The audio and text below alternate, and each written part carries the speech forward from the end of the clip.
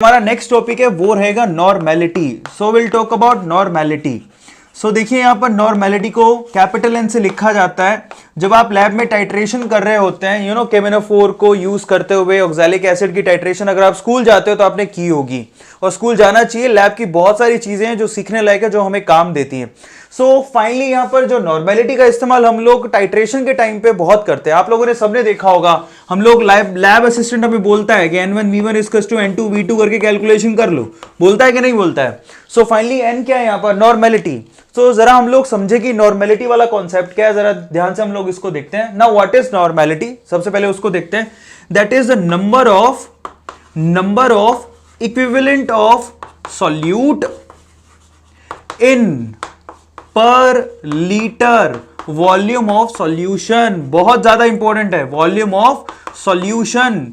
तो ये तो इसको डिफाइन कर दिया मैंने, यहां पर ये डेफिनेशन होगी number of equivalent. Now moles की जगह अभी क्या लिख दिया यहां पर? Equivalent. Number of equivalent of solute in पर लीटर वॉल्यूम ऑफ सॉल्यूशन। हमने जब मोलैरिटी को डिफाइन किया तो क्या लिखा था? Number of moles. तो जरा यहां पर देखिए, नंबर ऑफ मोल्स की जगह हमने एक नया टर्म लगा दिया, इक्विवेलेंट। सो यहां पर इक्विवेलेंट, यहां पर एक नया टर्म लगाया है जिसको हम लोग EQ से लिख रहे हैं। अब ये क्या है? पहले इसको मैथमेटिकली हम लोग डिफाइन कर लेते हैं, जरा ध्यान से इसको देखिए। फाइनली नॉर्मेलिटी को हम लोग कैसे लिखेंगे? That is number of equivalent of solute. Number of equivalent of solute, isn't it? पर लीटर वॉल्यूम ऑफ सॉल्यूशन। ये लीजिए, पर लीटर वॉल्यूम ऑफ सॉल्यूशन। तो देखिए यहां पर लिख दिया मैंने, वॉल्यूम ऑफ सॉल्यूशन लिख दिया। चलिए ध्यान से इसको देखिए। अगर इसको मैं यूं भी लिख सकता हूं, that is EQ by VL, isn't it? यहां पर देखिए मोलैरिटी में हम लोग यहां लिखते थे N बाई VL, यहां पर लिखिए EQ बाई VL। EQ मतलब equivalent of substance divide by volume of solution. इसको हमने लिख दिया। Now what is equivalent? That is so much important. तो देखिए यहां पर मोल्स को आप कैसे डिफाइन करते थे, मैं इस तरफ लिखता हूं। आप देखिए यहां पर मोल्स को कैसे डिफाइन करते थे? मोल्स को स्मॉल n से लिखते थे, that is the weight of solute divided by, क्या करते थे? Molar mass of solute. लिखते थे कि नहीं लिखते थे? मोल्स ऐसे ही निकालते हैं हम लोग, that is weight of solute divide by molar mass of solute, ऐसे ही निकालते हैं। इस तरह से इक्विवेलेंट को कैसे डिफाइन करेंगे? तो जरा ध्यान से उसको देखिए। यहां पर इक्विवेलेंट इज इक्वल्स टू क्या होता है? Weight of solute divide by equivalent mass of solute. जरा ध्यान से इसको देखिए। मोल्स का मतलब the weight of solute divide by molar mass of solute. यहां पर क्या लिखा है? The weight of solute divide by equivalent mass of solute. तो अगर ये वैल्यू में उठा के वहां पर रख दूं तो नॉर्मेलिटी का मतलब क्या निकलेगा? जरा देखिए, the weight of solute divided by equivalent mass of solute into volume of solution. यही बना। अब यहां पर ये इक्विवेलेंट मास क्या है, जरा उसको देखिए। यहां पर एक एक चीज बड़ी इंपॉर्टेंट है, मैं इसको बॉक्स में बंद कर देता हूं। Now what is equivalent mass? Equivalent mass is molar mass divided by n factor. Molar mass को जब आप n फैक्टर से डिवाइड कर देते हैं, now this is again interesting. जब आप मोलर मास को n फैक्टर से डिवाइड करते हैं तो आपको इक्विवेलेंट मास मिलता है। अब सवाल सारा यही है कि अब n फैक्टर कहां से लाएं? अच्छा चलो, इक्विवेलेंट मास की वैल्यू अगर उठा के मैं इस इक्वेशन में डाल दूं तो यहां पर फाइनल फॉर्मूला क्या बनेगा, जरा उसको देखिए। That is the mass of solute divided by molar mass of solute into volume of solution, और इनटू क्या करोगे? n factor. तो जरा ध्यान से इसको देखिए, ये आपका फाइनल फॉर्मूला बना। दोबारा बता देता हूं, this is mass of solute divide by molar mass of solute into volume of solution, साथ में क्या बन गया? n factor. तो जरा ध्यान से इसको देखिए। सोल्यूट का मास आपको गिवन होता है, मोलर मास ऑफ सोल्यूट से जान ही जाओगे, वॉल्यूम ऑफ सॉल्यूशन आपको पता होता है, ले दे के बात है n फैक्टर की। यहां पर n फैक्टर का कैलकुलेशन सीखेंगे। बाय द वे मैंने n फैक्टर पर एक वीडियो बना रखा हूं यूट्यूब पे, आप सब लोगों ने देखी है, नहीं देखी तो मैं यहां पे कैलकुलेट करना सिखाता हूं आपको। उसके बाद हम लोग यहां पे न्यूमेरिकल करेंगे। फाइनली यहां पर जो फॉर्मूला बनता है वो मैंने वहां पर लिख दिया है। अब खेल है सारा n फैक्टर का, लेकिन एट द सेम टाइम ये सारी चीजें इंपॉर्टेंट है जो बॉक्स में बंद है, कि नॉर्मेलिटी को डिफाइन करते हैं इस तरह से। यहां पर इक्विवेलेंट किसको कहते हैं? That is weight by equivalent mass, और इक्विवेलेंट मास होता है molar mass divided bye n factor. चलो यहां n फैक्टर की कैलकुलेशन करते हैं। एक्चुअली n फैक्टर डिपेंड करता है कि सोल्यूट आपका कैसा है, ठीक है? वो एक एसिड है, वो एक सॉल्ट है, वो एक बेस है, या फिर वो एक ऑक्सीडाइजिंग एजेंट है, रिड्यूसिंग एजेंट है, उस पर डिपेंड करता है n फैक्टर। तो चलो मैं आपको कैलकुलेट करके दिखाता हूं n फैक्टर की कैलकुलेशन। तो write down the calculation of n factor. तो हमारा जो नेक्स्ट टॉपिक रहेगा that is calculation of n factor. Calculation of n factor, ये हमारा नेक्स्ट टॉपिक है। तो हम लोग अब क्या करने वाले हैं? एन फैक्टर की कैलकुलेशन सीखने वाले हैं। सबसे पहले किसके केस में सीखेंगे? In the case of acid. तो पहला केस लेते हैं, in the case of acid. In the case of acid, अगर आपका जो सॉल्यूट है, जो आपने डाला है वो एसिड हो, तो उसके लिए एन फैक्टर कैलकुलेशन कैसे होती है? That is number of H plus ions given by acid in aqueous medium और in aqueous solution is called n factor for that acid.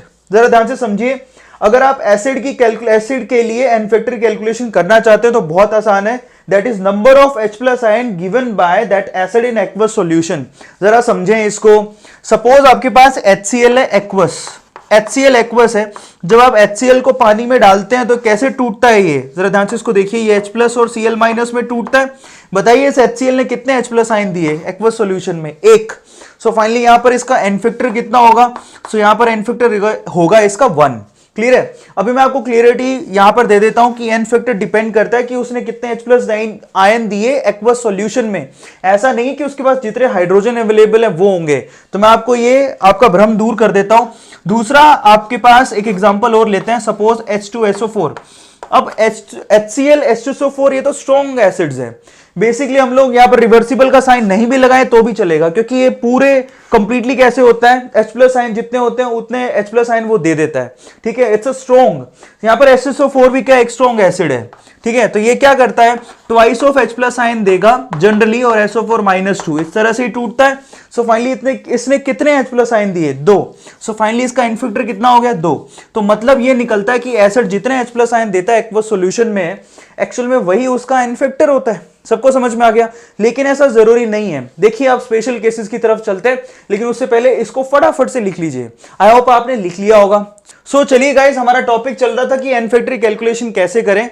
तो एसिड के लिए हमने देखा कि जितने H प्लस आयन वो देगा वो उसका एन फैक्टर होगा। जैसे कि H2SO4 मैंने लास्ट एग्जांपल दिया जहां पर वो 2 H प्लस आयन दे रहा था।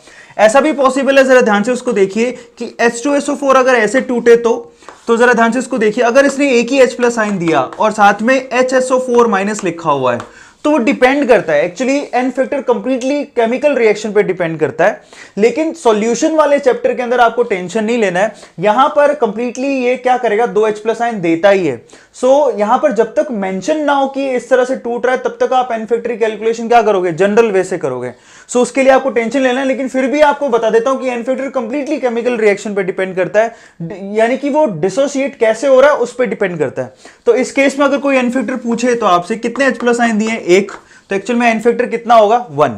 क्लियर होता है सबको? अदरवाइज जनरली सॉल्यूशन में हम लोग सीधे लेते हैं H2SO4 का एन फैक्टर कितना होता है? 2 लेते हैं। तो ये बात आप लोगों को ध्यान रखनी है कि एसिड के केस में जितने H प्लस आयन वो डोनेट कर सकता है या किए हैं, एक्चुअल में वही उसका एन फैक्टर होता है। ठीक है, तो अपन जब क्वेश्चन लेंगे तो और ज्यादा समझ में आएगा। जैसे कि एक एग्जांपल और ले लेते हैं, acidic acid.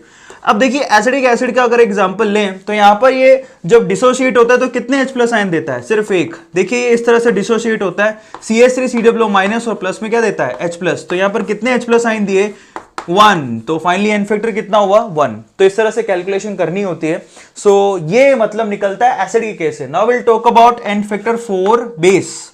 N factor for base, अगर आप बेस के केस में एन फैक्टर निकालना चाहते हैं तो देखिए बेस के केस में बहुत ईजी है। बेस के केस में क्या होता है, देखिए the number of OH minus ions given by base is called n factor. Base जितने H प्लस आयन देगा पानी में वो उसका एन फैक्टर होगा। That's it. तो देखिए यहां जरा ध्यान से, सपोज आपके पास एग्जांपल दिया हुआ है NaOH। तो देखिए अगर आप इसको एक्वस सॉल्यूशन में डालते हैं तो किस में टूटेगा? Na plus and OH minus. तो आप खुद ही सोचिए यहां पर कितने OH माइनस आयन उसने दिए? 1। सो फाइनली इसका एन फैक्टर कितना हो गया? इसका एन फैक्टर हो गया 1। क्लियर है? एक्सेप्शनल केसेस जब हम न्यूमेरिकल कर रहे होंगे तो आपको धीरे धीरे अंदाजा होगा। एक बात ध्यान रखिए, होता बहुत ही क्लियर है, अगर आपका माइंड बिल्कुल सही डायरेक्शन में जा रहा है तो 90% चीजें समझ में आ जाती हैं। सपोज कि एक आध कोई चीज अभी समझ में नहीं आई तो उसके लिए अपने माइंड को लॉक मत करो, आगे बढ़ो। कई बार ऐसा होता है, देखिए हमारे टीचर भी हमें कहा करते थे, कई बार ऐसा होता है कि चीज एकदम तुरंत समझ में नहीं आती, लेकिन धीरे धीरे जैसे जैसे बहुत सारी ऐसी चीजें ऐसी होती हैं जो समझ में आ जाती है, लेकिन कुछ एक चीज रह जाती है। अब जैसे जैसे आपका नॉलेज बढ़ने लगेगा, जैसे जैसे आप क्वेश्चन करने लगोगे, न्यूमेरिकल को सोल्व करोगे, वैसे वैसे चीजें और क्लियर होती जाती हैं। So don't worry about that, बड़े ध्यान से इनको देखते रहो कि इनका मतलब क्या होता है, ठीक है। सो फाइनली NaOH मतलब आप बेस के मतलब में समझ गए होंगे कि एन फैक्टर कैसे निकालते हैं। Suppose we have a salt, तो n फैक्टर 4 सोल्ट, यहां पर एक्सेप्शनल केसेस मैं आपको थोड़ी देर में बताता हूं। सो n फैक्टर 4 सोल्ट, अगर आपसे कोई पूछे कि सोल्ट के केस में n फैक्टर क्या कैसे निकालते हैं, सो अगर कोई सोल्ट दिया हो तो उसके केस में that is total magnitude of either positive और नेगेटिव चार्ज। जैसे जैसे बोल रहा हूं वैसे वैसे लिखते जाइए, आपको आसानी होगी। देखिए अगर सोल्ट के केस में कोई एन फैक्टर पूछता है तो आपको सिर्फ और सिर्फ मैग्नीट्यूड लेना है। एक और खास बात, एन फैक्टर कभी भी ना तो पॉजिटिव होता है ना ही नेगेटिव होता है, वो एक नंबर होता है, ठीक है। सो अगर आपको सोल्ट के केस में कोई पूछे कि कितना एन फैक्टर होगा, तो या तो उसका टोटल पॉजिटिव चार्ज ले लो या उसका टोटल नेगेटिव चार्ज ले लो। सो सोल्ट के केस में देखिए आपको क्या करना होता है, या तो टोटल पॉजिटिव चार्ज या टोटल नेगेटिव चार्ज आपको देखना होता है। जैसे एग्जांपल लेते हैं हम लोग, सपोज आपको दे दिया Na2CO3, ठीक है, यहां पर सोडियम कार्बोनेट का एग्जांपल दिया और आपसे पूछा बताइए सोल्ट के लिए एन फैक्टर कितना होगा, तो आपको या तो पॉजिटिव और या फिर नेगेटिव टोटल मैग्नीट्यूड चार्ज लेना है, और सिर्फ उसका मैग्नीट्यूड लेना है, आपको साइन नहीं लेना है, क्योंकि एन फैक्टर प्लस और माइनस नहीं होता। तो आप खुद ही सोचिए यहां पर टोटल पॉजिटिव चार्ज कितना है, +2, या फिर टोटल नेगेटिव चार्ज कितना है, -2, इजंट इट। तो यहां पर एन फैक्टर कितना होगा, 2, दैट्स इट। यही होता है सोल्ट के केस में एन फैक्टर, क्लियर है। जैसे कि हम लोग पूछे NaCl के केस में, NaCl भी सोल्ट है, तो यहां पर टोटल पॉजिटिव चार्ज है +1, नेगेटिव चार्ज -1, तो एन फैक्टर कितना होगा, दैट्स इट, 1, स्ट्रेट फॉरवर्ड, ठीक है। इसी तरह से आप खुद सोचिए कि सपोज अगर मैं यहां पर लिख दूं that is Al2SO4 whole thrice, मैंने लिखा एल्यूमिनियम सल्फेट, ठीक है। तो आप बताइए कि एल्यूमिनियम सल्फेट का एन फैक्टर कितना होगा। सो एन फैक्टर, अब देखिए एल्यूमिनियम सल्फेट जो है वो भी एक सोल्ट है, तो यहां पर टोटल पॉजिटिव या टोटल नेगेटिव चार्ज कितना है जरा सोचो। एक एल्यूमिनियम पे +3 होता है, तो दो एल्यूमिनियम पे कितना हुआ, +6। एक SO4 -2 पे -2 होता है, एक SO4 आयन पे -2 होता है, तो 3 पे कितना हुआ, -6। तो यहां पर टोटल पॉजिटिव या फिर टोटल नेगेटिव चार्ज लेना है, तो यहां पर कितना लिखोगे, 6। सो फाइनली इस तरह से हम लोग कैलकुलेट करते हैं। क्लियर हो गया सोल्ट के केस में कैसे होता है। तो चलो अब इसके बाद एक और इंपॉर्टेंट है, जरा ध्यान से उसको देखें। देखिए अब चलते हैं आगे, ये हुआ n factor 4 base, n factor 4 acid and n factor 4 salt. अब चलते हैं आगे। अब देखिए सपोज आपसे एन फैक्टर पूछा किसी भी ऑक्सीडाइजिंग एजेंट और रिड्यूसिंग एजेंट का, ऑक्सीडाइजिंग एजेंट, ठीक है, ऑक्सीडाइजिंग एजेंट या फिर रिड्यूसिंग एजेंट का पूछा आपसे कि एन फैक्टर कैसे कैलकुलेट करते हैं, तो ये सीख लीजिए, बहुत आसान होता है। ऑक्सीडाइजिंग एजेंट या फिर रिड्यूसिंग एजेंट का कैसे कैलकुलेट करते हैं, दैट इज वेरी सिंपल। कि सपोज एग्जांपल लेते हैं, यहां पर क्या होता है, कैसे निकालते हो n factor, that is the number of electron transferred, number of electron transferred. मैं आपको उसका एग्जांपल के थ्रू बताता हूं कि कोई ऑक्सीडाइजिंग एजेंट या फिर रिड्यूसिंग एजेंट कितने नंबर ऑफ इलेक्ट्रॉन ट्रांसफर करता है, वही उसका एन फैक्टर होता है। जरा ध्यान से उसको देखिए। सपोज आपको मालूम है कि KMnO4 की अगर हम बात करें तो KMnO4 एक बहुत अच्छा ऑक्सीडाइजिंग एजेंट है और खुद रिड्यूस हो जाता है। अगर ये आप KMnO4 का इस्तेमाल कर रहे हो एसिडिक मीडियम में, देखिए ऑक्सैलिक एसिड से आप टाइट्रेशन कराते हो लैब में KMnO4 के साथ, और KMnO4 बहुत ही अच्छा ऑक्सीडाइजिंग एजेंट है जो कि लैब में जनरली मिल ही जाता है। तो एसिडिक मीडियम में KMnO4 को जब हम इस्तेमाल करते हैं तो KMnO4 खुद कहां जाके रिड्यूस हो जाता है, Mn+2 में। ये बहुत इंपॉर्टेंट है, जो आपको मगअप करनी है चीजें, एक्सपेरिमेंटल चीजें जो आप लोगों को ध्यान रखनी है। सो यहां पर कोई पूछे कि बताइए कि KMnO4 का एन फैक्टर कितना है, तो यहां पर क्या करना होता है, आपको सिर्फ ये चेक करना है कि KMnO4 में किसका ये खुद का रिडक्शन किया है इसने, लेकिन रिडक्शन कितना हुआ है, जरा ध्यान से इसको चेक करिए। रिडक्शन हुआ है इसका मतलब इलेक्ट्रॉन को गेन करेगा, कितने इलेक्ट्रॉन गेन किए। यहां पर देखिए पोटेशियम जो है उसका ऑक्सीडेशन स्टेट चेंज नहीं हो सकता, ये +1 पे ही जाएगा, उधर भी ऑक्सीजन का भी चेंज नहीं हो सकता, जो चेंज हो रहा है वो डी ब्लॉक के एलिमेंट का हो रहा है। यहां पर बताइए मैग्नीज का ऑक्सीडाइजिंग एजेंट, यहां पर ऑक्सीडेशन स्टेट कितना है, यहां पर मैग्नीज का ऑक्सीडेशन स्टेट चेक करो। ये देखिए ये हुआ ऑक्सीजन के केस में टोटल हुआ -8, कैसे हुआ, एक ऑक्सीजन पे -2, 4 ऑक्सीजन पे -8, एक पोटेशियम पे कितना है +1। तो आप सोचिए ओवरऑल इसका 0 होता है तो मैग्नीज पे कितना हुआ, +7 हुआ कि नहीं हुआ। तो मैग्नीज +7 से कहां जा रहा है, +7 से मैग्नीज जा रहा है +2 पे, कितने का चेंज आया, इसने 5 इलेक्ट्रॉन गेन किए तब ये +7 से +2 पे गया। इसका मतलब टोटल इलेक्ट्रॉन ट्रांसफर कितने हुए? 5। तो यहां पर एन फैक्टर कितना हुआ? 5। KMnO4 का एसिडिक मीडियम में एन फैक्टर 5 होता है। ये एसिडिक मीडियम के केस में हुआ कि KMnO4 Mn+2 में कन्वर्ट होता है। अब हमको क्या देखना है कि KMnO4 देखो एक ऐसा ऑक्सीडाइजिंग एजेंट है जिसको एसिडिक मीडियम के अलावा बेसिक मीडियम में और न्यूट्रल मीडियम में भी इस्तेमाल किया जा सकता है। ठीक है, तो ये इसकी खास बात होती है। अगर मैं बेसिक मीडियम की बात करूं तो बेसिक मीडियम में जो KMnO4 है बेसिकली वो कन्वर्ट होता है K2MnO4 में। किस में कन्वर्ट होता है? K2MnO4, या फिर इसको लिख सकते हो MnO4-2। ये रेडॉक्स रिएक्शन अगर आपने पढ़ी है तो ये बहुत ही कॉमन रिएक्शंस हैं, कन्वर्जन्स हैं जो आपको मालूम होने चाहिए। जिसको नहीं पता वो ध्यान से देख लो। KMnO4 एसिडिक मीडियम में Mn+2 में कन्वर्ट होता है। अगर ये Mn+2 में कन्वर्ट हो रहा है तो यहां पर एन फैक्टर होगा 5 विच इज फिक्स्ड। ठीक है, यहां से आप बहुत सारे क्वेश्चन भी सोल्व कर सकते हो। ठीक है, नेक्स्ट अगर बेसिक मीडियम की बात करें तो KMnO4 K2MnO4 में कन्वर्ट होता है। तो जरा चेक करो, यहां पे +7 तो हमें पहले से पता है, तो यहां पर कितना है? सब लोग ऑक्सीडेशन स्टेट निकालो। तो यहां पर कितनी आ रही है? +7 से +6 आ रही है। जरा चेक करो, क्योंकि KMnO4 K2MnO4 में कन्वर्ट हो रहा है। यहां पर देखिए -8 है तो +2, तो +6 और बचा, तो यहां पर +6 है। तो +7 से +6 पे जा रहा है, तो बताइए चेंज कितने का आया? 1 का। तो फाइनली यहां पर एन फैक्टर कितना हुआ? 1। क्लियर है? इसी तरह से KMnO4 को अगर न्यूट्रल मीडियम में चेक करें तो यहां पर KMnO4 न्यूट्रल मीडियम में किस पे कन्वर्ट होता है? MnO2। गाइस ये ध्यान रखिए, बहुत सारे बच्चों को पता नहीं होता और ये क्वेश्चन सीधे पूछे जाते हैं, बहुत सारे एग्जाम में आते हैं। फाइनली कन्वर्जन आपको क्लियर होना चाहिए। Mn+2 K2MnO4 and MnO2। Finally अगर यहां पर मैंगनीज का ऑक्सीडेशन स्टेट निकाले तो कितना आएगा? +4। तो यहां पर चेंज कितने का आ रहा है? +7 से +4 मतलब 3 का चेंज आ रहा है। तो एन फैक्टर कितना हुआ? 3। ये देखिए डायरेक्ट क्वेश्चन आते हैं। KMnO4 का एसिडिक मीडियम में एन फैक्टर 5 होता है, बेसिक मीडियम में एन फैक्टर 1 होता है, और न्यूट्रल मीडियम में जो एन फैक्टर होता है वो 3 होता है। क्लियर हो गया? अब यहां से इस कॉन्सेप्ट का मतलब क्या है? देखिए अभी आपको मैंने थोड़ी देर पहले बताया कि आप इक्विवेलेंट मास निकाल सकते हो। वो कैसे निकालते हो? Molar mass divided by n factor. और कई बार क्या होता है, ऐसे सवाल पूछ लेता है कि KMnO4 का इक्विवेलेंट मास बताओ एसिडिक मीडियम में। तो देखो ऐसे आंसर कैसे निकालते हैं? The equivalent mass of KMnO4 in acidic medium. वो कैसे निकालेंगे? This is very simple. Molar mass of KMnO4 divide by n factor. Acidic medium में एन फैक्टर कितना होता है? 5। और इसका मैं आपको बताता हूं, मोलर मास होता है 158। 158 divide by 5, that's it.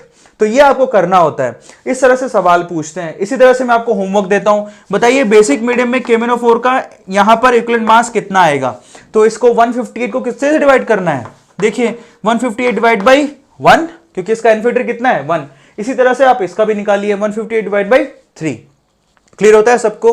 Finally इस तरह से हम लोग एन फैक्टर कैलकुलेशन करते हैं। मैंने एक एग्जांपल के थ्रू आपको बताया कि ऑक्सीडाइजिंग एजेंट और रिड्यूसिंग एजेंट के केस में आपको क्या करना है एन फैक्टर कैलकुलेशन के लिए। तो यहां पर ये चीज आपको क्लियर हो गई। अब चलते हैं आगे। एन फैक्टर हमने निकालना सीख लिया, अब इन पे प्रॉब्लम्स करेंगे आगे की तरफ, लेकिन पहले हम लोग सभी टर्म्स को डिफाइन कर लेंगे। अब एक और खास चीज पर चलते हैं, चलिए। फाइनली हमने नॉर्मेलिटी में एन फैक्टर को भी सीख लिया कि कैलकुलेशन कैसे करते हैं एन फैक्टर की। ठीक है, एसिड के केस में जितने H+ आयन दे, बेस के केस में जितने OH- आयन दे, सोल्ट के केस में टोटल पॉजिटिव चार्ज या फिर टोटल नेगेटिव चार्ज। ठीक है, और ऑक्सीडाइजिंग एजेंट और रिड्यूसिंग एजेंट के केस में टोटल इलेक्ट्रॉन ट्रांसफर्ड। इस तरह से एन फैक्टर को निकाला जाता है, विच इज वेरी इजी।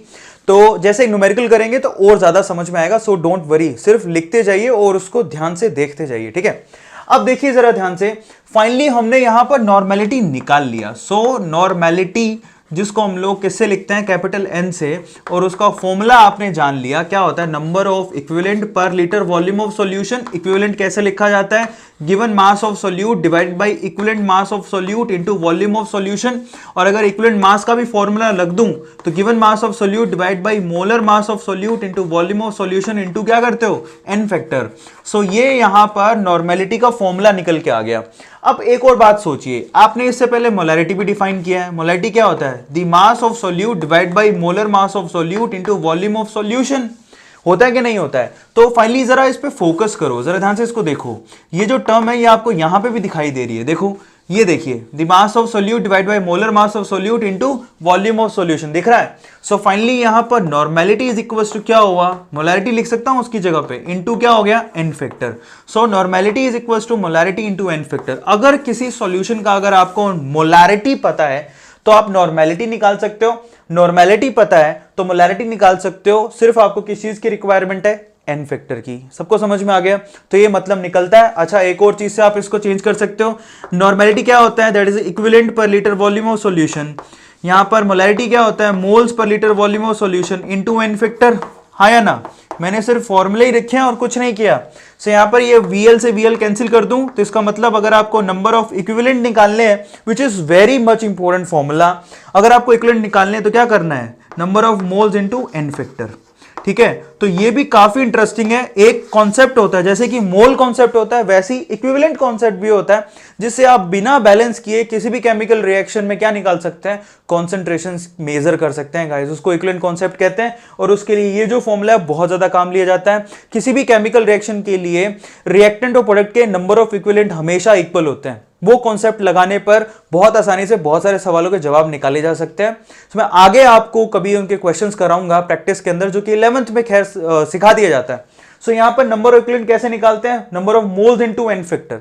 सो सारा खेल एन फैक्टर का है। मैं आपसे फिर से कहूंगा, मैंने एन फैक्टर पे ऑलमोस्ट 1 आवर का वीडियो डाल के रखा हुआ है, आप प्लीज देखिए। काफी लोगों ने उसको देख लिया होगा, नहीं देखा है तो आप प्लीज चैनल को विजिट करिए, आपको वहां पे दिख जाएगा। सो गाइस, आज की वीडियो के लिए इतना बहुत है। हमने आज क्या सीखा? नॉर्मेलिटी, टेम्परेचर डिपेंडेंट टर्म्स हमने अभी खत्म कर ली हैं। अब हम टेम्परेचर इंडिपेंडेंट टर्म्स की तरफ बढ़ेंगे। टिल देन गाइस, सब्सक्राइब करना मत भूलिएगा, बेल आइकन के बटन को जरूर दबाइए और अपने फ्रेंड सर्कल में शेयर कीजिए कि इस तरह से आप केमिस्ट्री ऑनलाइन बिल्कुल फ्री ऑफ कॉस्ट पढ़ सकते हैं guys. Do share this videos और सब्सक्राइब करना मत भूलिएगा। Thank you.